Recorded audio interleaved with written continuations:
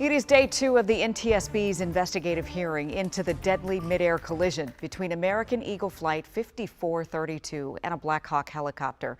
Investigators spent much of the day questioning witnesses about visual separation, staffing, training, and the flying conditions around DCA.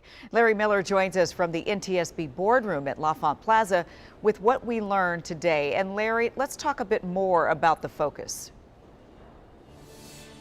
Yeah, the focus today really, Leslie, is trying to drill down on trying to get more information about the training, the procedures, as well as the staffing at DCA. As we've been learning from investigators today, staffing has really been a point of concern. Those staffing at air traffic control centers around the country is an issue nationwide. At the time of the crash, though, officials with the FAA telling us that the air traffic control at DCA was fully staffed and appropriately staffed, 26 out of 28 positions filled. But James Jarvis, an air traffic control specialist with Lidos, a contractor with the FAA, testified that for years that the staffing level at DCA was not necessarily healthy. Investigators also asked about training of those air traffic controllers. Take a listen to this exchange. They went without any staff specialists for approximately 3 years.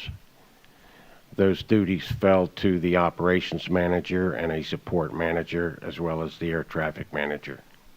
And that was a concern of mine.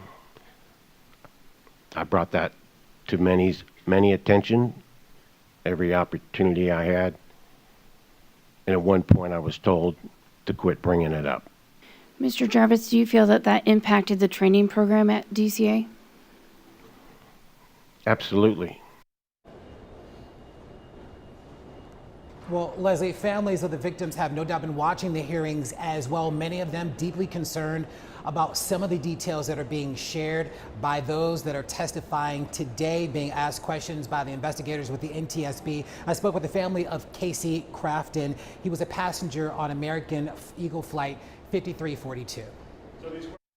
You know, as a concern, I think there's the compliance professional that was doing reviews at DCA, mentioned the concerns he had with the staffing, just like how much experience they had and how many of them there are, and maybe burnout and that sort of thing that could possibly be going on.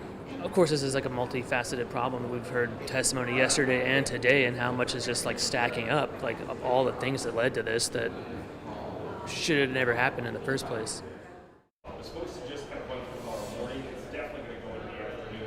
Well, Leslie, the hearings are still well underway. It will likely be another long day by investigators today. Investigators are still asking questions related to training, guidance, as well as procedures, meaning that those other areas of focus that should be asked today may in fact have to be pushed back to Friday. Leslie?